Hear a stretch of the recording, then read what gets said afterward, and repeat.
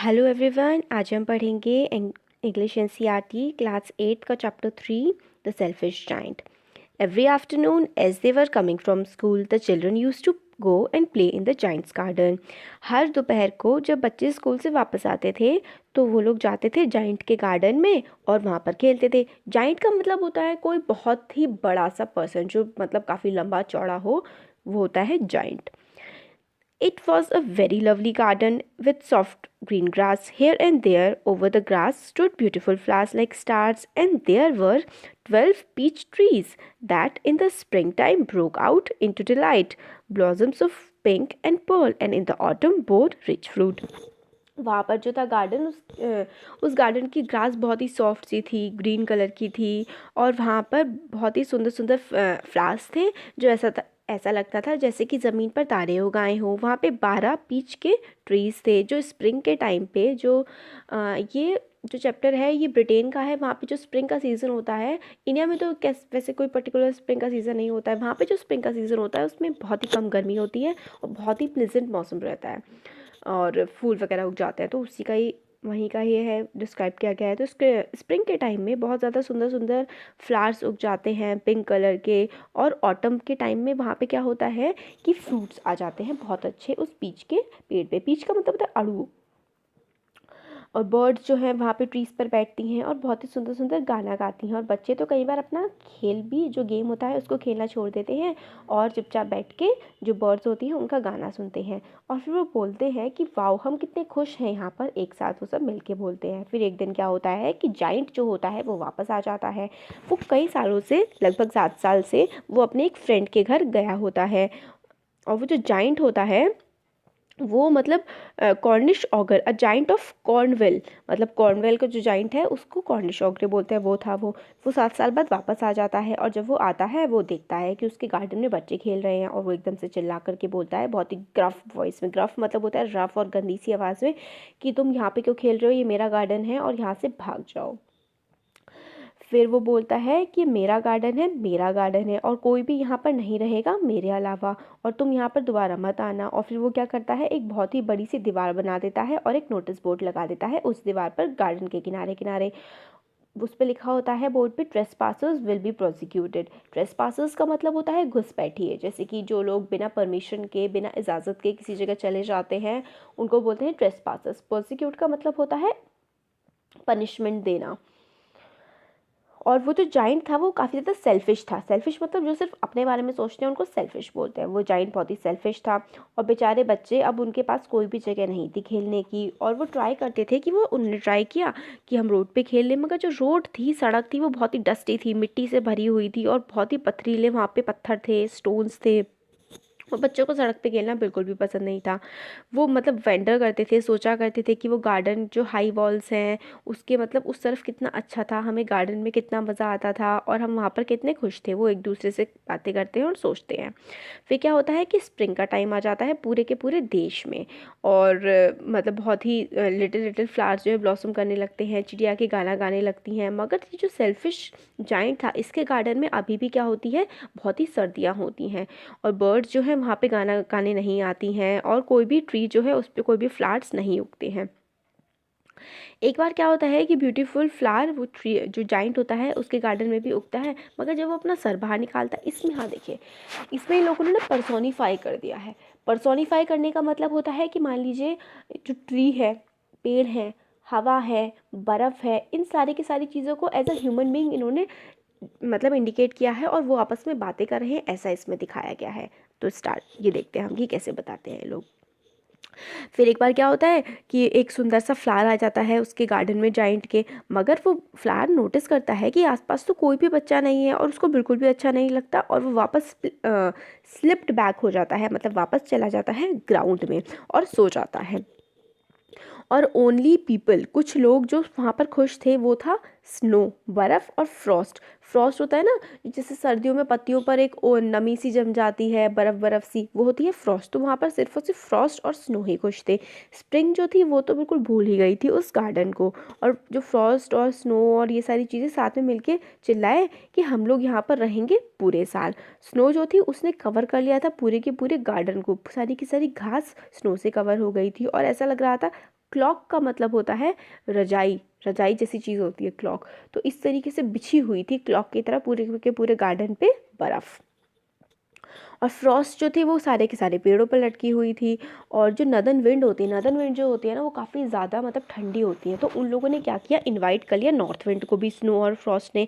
फिर north wind जो थी वो भी वहाँ पर आके रहने लगी और उसने फर की तरह पूरा रैप कर लिया पूरे के पूरे गार्डन को, और रोर करती हुई, बहुत ही तेज़ आवाज़ें करती हुई उस गार्डन में वो बहने लगी। और वो चिमनी के पॉट पे भी जाकर बहुत आवाज़ें करती थी। फिर वो बोलती है कि ये बहुत बढ़िया जगह है, और हेल भी वहाँ पर आ जाती है। हेल कहती है कि मैं भी यहाँ पर आऊँगी, और कई घंटों तक, 3-3 4-4 घंटे तक वो वहाँ पे बहुत ही रटलिंग करती थी, बहुत ही आवाज़ें निकालती थी। और कैसल में मतलब इतनी तेज़ वो बहती थी कि उसने जो कासल था, जो घर था जाइंट का, उसमें भी काफ़ी सारी चीज़ों को तोड़ दिया था, उसमें जो स्लेट्स हुआ करती थी। वो ग्रे कलर की ड्रेस में और इधर उधर खूब घुमा करती थी। फिर जाइंट सोच रहा होता है, खुद से कहता है कि मेरे को समझ नहीं आ रहा है कि स्प्रिंग जो है वो इतना लेट क्यों कर रही है मेरे गार्डन में आने के लिए। वो अपनी विंडो पे बैठा होता है और सोच रहा होता है कि ये जो ठंड है ये कब जाएगी, मेरा गार्डन कब हरा भरा हो जाएगा। आई होप, और वो होप करता है कि जल्दी ये जो वेदर है ये चेंज होगा, मौसम मतलब।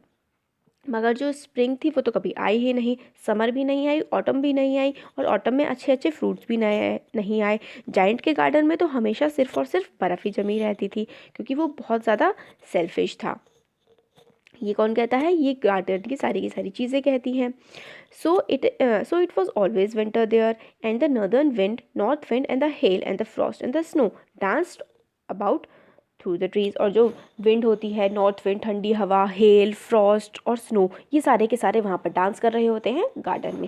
फिर एक सुबह क्या होता है, जो जाइंट वहाँ पर बैठा होता है अपनी विंडो के पास, तो उसको बहुत ही प्यारा सा म्यूज़िक सुनाई देता है। वो म्यूज़िक इतना सुंदर होता है कि उसको लगता है कि किंग का कोई म्यूजिशियन है, वो वहाँ से पास कर रहा है। मगर वो कोई म्यूजिशियन नहीं था, वो तो एक छोटी सी लिनेट सिंगिंग बर्ड थी। लिनेट बर्ड है, वो छोटी सी प्यारी सी गाने वाली बर्ड थी, जो उसकी विंडो पे आकर के गाना गा रही थी। और जाइंट को विश्वास नहीं हो रहा था, क्योंकि इतना ज़्यादा समय हो गया था, उसके गार्डन में तो कभी स्प्रिंग आया ही नहीं था, कोई बर्ड भी नहीं आती थी। फिर वो देखता है कि मतलब बाहर निकल के देखता है तो उसके गार्डन में जो हेल है वो स्टॉप हो गया होता है, नॉर्दर्न विंड भी नहीं होती, और वहाँ पे बहुत ही ज़्यादा क्या होता है, स्प्रिंग आ गई होती है, और वो डांस कर रही होती है स्प्रिंग। अब हेल, स्टॉर्म, विंड सब वहाँ से चले गए होते हैं। अब सेकंड पार्ट है इसका। अब वो बहुत ही सुंदर सी साइट देखता है। वो देखता है कि एक होल हो गया होता है दीवार में, और बच्चे उस होल में से अंदर की तरफ आ रहे होते हैं। वो पेड़ों की टहनियों पर, ब्रांचेस पर बैठे होते हैं, और हर ट्री जो है उस पर कोई ना कोई छोटा बच्चा होता है। और पेड़ों को भी बड़ी खुशी हो रही थी। ग्लैड होना मतलब बहुत ही खुश होना। पेड़ बड़े खुश होते हैं क्योंकि अब बच्चे उस गार्डन में आ गए होते हैं और वो उनके साथ खेल रहे होते हैं। सारे के सारे पेड़ जो होते हैं उस पर वो ब्लॉसम कर गए होते हैं, उनमें फूल उग गए होते हैं। और वो अपनी जो टहनियाँ हैं वो हाथों की तरह निकाल के अब बच्चों को इशारा कर रहे होते हैं, वो पेड़ की आ जाओ और हमारे ऊपर बैठ जाओ। बर्ड जो होती हैं वो भी वहाँ पर आ गई होती हैं और ट्विटरिंग कर रही होती हैं, गाने गा रही होती हैं, बहुत ही डिलाइट के साथ, खुशी के साथ।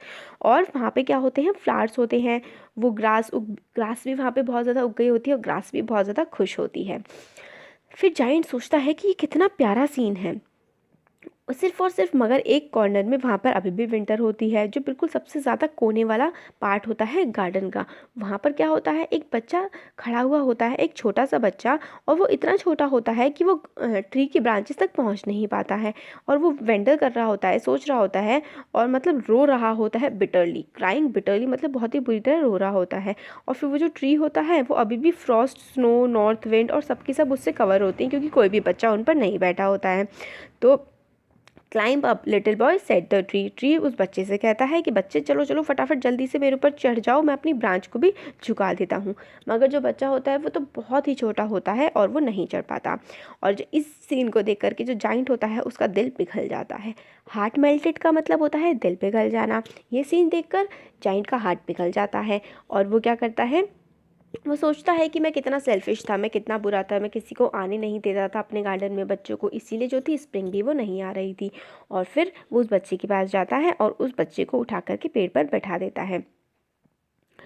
और फिर वो क्या करता है कि फिर वो सोचता है कि मैं इस दीवार को पूरी की पूरी तरीके से तोड़ दूंगा, और मैं अपने गार्डन को बच्चों के लिए खुला छोड़ दूंगा हमेशा हमेशा के लिए। और उसको बहुत दुख होता है जो उसने किया होता है। फिर वो क्या करता है, अपने मतलब सीढ़ियों से नीचे उतरता है, दरवाज़ा खोलता है, गार्डन में जाता है, बच्चों को देखता है और जो बच्चे होते हैं उसको देख के डर जाते हैं और भागने लगते हैं। फिर जो गार्डन में विंटर फिर से आ जाती है। जैसे ही बच्चे भागते हैं वहाँ से, वहाँ पे गार्डन में फिर से बर्फ़ जम जाती है, मगर सिर्फ एक छोटा सा बच्चा होता है जो वहाँ से नहीं भागता है और उसकी आंखें जो होती हैं वो पूरी की पूरी आंसुओं से भरी होती हैं। और उसने, क्योंकि वो भागता इसलिए नहीं है क्योंकि उसने जाइंट को आते हुए नहीं देखा होता है। Giant and the giant stole up behind him and took him gently with his hands. और फिर मतलब उसको देखता है छोटे से बच्चे को और अपने हाथों में उठा लेता है और हाथों में उठा के उसको ट्री के ऊपर रख देता है। और जैसे ही वो बच्चा उस ट्री पर बैठता है वो ट्री फिर से फूलों से भर जाता है और बर्ड्स वहाँ पे आके गाना गाने लगती हैं। और लिटिल बॉय जो होता है, छोटा बच्चा, वो अपनी दोनों आर्म्स को फैलाता है और जाइंट की नेक पे लटक जाता है और जाइंट को किस करता है। और बाकी सारे बच्चे भी जाइंट को इस तरीके से देखते हुए कि जाइंट जो है वो मतलब बच्चे को प्यार कर रहा है, विकेड नहीं है, बुरा नहीं है, वो सारे बच्चे वापस आ जाते हैं गार्डन में। और जैसे ही बच्चे गार्डन में वापस आते हैं, गार्डन में स्प्रिंग भी वापस आ जाती है। और जाइंट बोलता है बच्चों से कि अब ये गार्डन तुम्हारा गार्डन है। और वो जाइंट जो है वो एस लेके आता है। एस होता है, सॉरी, एक्स होती है एक कुल्हाड़ी। कुल्हाड़ी लाता है और वो सारी की सारी जो दीवार है गार्डन के तरफ जो होती है बनी हुई चारों तरफ, उसको तोड़ देता है। और जो पीपल होते हैं जो मार्केट प्लेस से जा रहे होते हैं, उधर आसपास से जा रहे होते हैं, वो देखते हैं कि बच्चे सारे के सारे खुश हैं और देखते हैं गार्डन कितना सुंदर है और बोलते हैं कि ये वर्ल्ड का सबसे मतलब इतना सुंदर गार्डन है जो उन्होंने कभी भी नहीं देखा है। और फिर पूरे दिन जो है बच्चे वहाँ पर खेलते रहते हैं शाम तक और फिर जाइंट को बाय बोल के चले जाते हैं। फिर जाइंट पूछता है कि वो जो छोटा सा बच्चा है वो कहाँ पर है। तो बॉय बोलता है, मतलब बोलता है जाइंट उन बच्चों से कि जिसको मैंने पेड़ पर बैठाया था वो बच्चा कहाँ पर है। जाइंट को वो सबसे ज़्यादा प्यारा लगता था क्योंकि उस बच्चे ने उसको किस किया था और वो नहीं भागा था जब बाकी सारे बच्चे भाग गए थे। तो बच्चे रिप्लाई करते हैं जाइंट को कि हमें नहीं पता, वो तो चला गया है और वो कल ज़रूर आएगा। फिर जाइंट कहता है इस तरह से, बट बच्चे बोलते हैं कि हमने उसे पहले कभी भी नहीं देखा है और हमें नहीं पता है कि वो कहाँ रहता है। और ये बात सुनकर जाइंट बहुत ज़्यादा दुखी हो जाता है। फिर हर आफ्टरनून जो है बच्चे जब स्कूल छुट्टी हो जाती थी तो वो बच्चे गार्डन में आते थे खेलने, मगर वो जो लिटिल बॉय था जिसको मतलब जाइंट बहुत पसंद करता था वो दोबारा उस गार्डन में कभी भी नहीं आया। और अब क्या हो गया था कि जाइंट बहुत ज़्यादा काइंड हो गया था, अच्छा हो गया था सारे के सारे बच्चों के लिए, मगर वो अभी भी अपने उस छोटे से फ्रेंड का, जो छोटा बच्चा था, उसका इंतज़ार करता रहता है और खुद से कभी हमेशा बात करता है कि मतलब कब मैं उसको दोबारा देखूंगा, वो कब इस गार्डन में दोबारा आएगा। और कई साल बीत जाते हैं। जाइंट काफ़ी ज़्यादा बूढ़ा हो जाता है, फीबल हो जाता है। फीबल का मतलब होता है कमज़ोर हो जाना, वीक हो जाना। अब वो मतलब बच्चों के साथ खेल नहीं सकता था, तो वो क्या करता है, एक बड़ी सी आर्म चेयर होती है, एक चेयर लाके गार्डन के पास रख देता है, उसमें बैठता है और बच्चों को देखता है बहुत सारे गेम खेलते हुए और अपने गार्डन को एडमायर करता है, अपने गार्डन की और बच्चों की तारीफ़ करता है। और फिर वो बोलता है कि मेरे पास बहुत सारे ब्यूटीफुल फ्लावर्स हैं, बहुत सारे सुंदर फ्लावर्स हैं, मगर जो चिल्ड्रन हैं वो सबसे ज़्यादा सुंदर फूल हैं मेरे गार्डन के। और एक बार एक विंटर मॉर्निंग वो विंडो के बाहर देख रहा होता है जब वो तैयार हो रहा होता है। और अब उसको जो विंटर है वो बिल्कुल मतलब नफ़रत नहीं करता है विंटर से, क्योंकि उसे पता होता है कि विंटर जल्दी ही चली जाएगी और स्प्रिंग जो है अभी सो रही है और वो जल्दी ही उठ करके वापस आ जाएगी और फ्लावर्स भी उसके गार्डन में सारे उग जाएंगे। फिर सडनली एकदम से क्या होता है, वो अपनी आईज़ को रब करता है, आँखों को रब करता है बहुत ही आश्चर्य में, और वो इधर उधर देखता है। और मतलब ये बहुत ही मार्वलस साइट होती है, बहुत ही अच्छी, मार्वलस मतलब होता है बहुत ही अच्छी साइट होती है। सब farthest corner of the garden में, मतलब सबसे कोने वाले गार्डन में जो ट्री होता है वो कवर्ड होता है बहुत ही प्यारे प्यारे लवली ब्लॉसम्स से, लवली छोटे छोटे फ्लावर से। उसकी जो ब्रांचेस होती हैं ट्री की वो गोल्डन हो गई होती हैं और सिल्वर फ्रूट जो है वहाँ पे हैंग कर रहे होते हैं। अंडरनीथ एक छोटा सा बच्चा खड़ा होता है। फिर जायंट जो है वो डाउनस्टेयर आता है, नीचे की तरफ भागा हुआ आता है, बहुत ही खुशी के साथ गार्डन के उस कोने में जाता है, हेस्टेंड मतलब बहुत ही तेज़ी से जाता है और ग्रास के अक्रॉस जहाँ पे वो बच्चा खड़ा होता है। और When he came quite close, his face grew red with anger and he said, और जैसे ही वो जाइंट पास आता रहता है उस बच्चे की, उसका जो फेस होता है वो बहुत ज़्यादा गुस्से से लाल हो जाता है। वो कहता है Who hath dared to wound thee? इसका मतलब होता है कि किसने डेयर की, हिम्मत की तुम्हें चोट पहुंचाने की। वुड का मतलब होता है चोट। तो उस बच्चे से पूछता है कि किसने हिम्मत की तुम्हें चोट पहुंचाने की। For on the palms of the child hands were the prints of 2 nails and the prints of 2 nails were on the little feet. फिर वो बोल मतलब इस तरीके से जो चाइल्ड होता है जब वो जाइंट होता है उसको देखता है कि मतलब उस बच्चे के हाथ पे और पैर पे 2 बड़े बड़े नेल्स के जो है वो छाप थे। Who had dare to wound you, वो फिर से बोलता है कि किसकी हिम्मत हुई तुमको चोट पहुंचाने की। जो जाइंट होता है वो फिर से चिल्लाता है, बताओ बताओ किसकी हिम्मत हुई कि तुमने मतलब जिसने तुम्हें चोट पहुंचाई है मैं उसको जान से मार डालूंगा अपनी तलवार से। मतलब अपनी सोर्ड मतलब तलवार होता है, स्ले हिम मतलब जान से मार देना। ने फिर चिल्ड्रन कहता है नहीं नहीं, ये जो है वूंड्स हैं वो प्यार की हैं, मतलब ये जो घाव है ये प्यार के घाव हैं। फिर जाइंट पूछता है ये किसने दिए, and a strange awe feel on him fell on him and he knelt before the little child. और फिर एक मतलब अजीब सा, स्ट्रेंज मतलब होता है अजीब सा, और मतलब थोड़ा प्यार सा, और अजीब से मतलब कोई अजीब सी फीलिंग उसको मतलब घेर लेती है। और फिर वो पैर झुका के बैठ जाता है उस बच्चे के पास, और चाइल्ड जो है वो स्माइल करता है जाइंट को देखते हुए और उससे कहता है you let me play once in your garden, एक बार तुमने मुझे अपने गार्डन में खेलने दिया था। Today you shall come with me to my garden which is paradise. फिर वो बोलता है कि एक दिन तुमने मुझे अपने गार्डन में खेलने दिया था और आज तुम मेरे साथ चलो मेरे गार्डन में जो एक पैराडाइज स्वर्ग है। And when the children rain in that afternoon, और जब बाकी बच्चे आए उस गार्डन में दोपहर के समय तो वो फाउंड करते हैं, पाते हैं जो जाइंट है वो नीचे पड़ा हुआ है गार्डन में ट्री के नीचे, और पूरा का पूरा कवर्ड है ब्लॉसम से, और जाइंट जो है उसकी डेथ हो चुकी है। तो अब आप एक कमेंट सेक्शन में एक आंसर दीजिएगा। वो जो बच्चा आता है उसके जो पैरों पे और उसके हाथों पे जो नेल्स के निशान थे गहरे गहरे से, जिसकी वजह से उस बच्चे की डेथ हुई थी, वो किसके थे। आपको अगर चैप्टर में समझ आया होगा, चैप्टर अच्छे से समझ आया होगा, तो आप इसका आंसर ज़रूर दे पाएंगे। तो कैसा लगा ये भी बता दीजिएगा, और अच्छा लगा तो वीडियो को लाइक करिए, चैनल को सब्सक्राइब करिए। Thank you so much.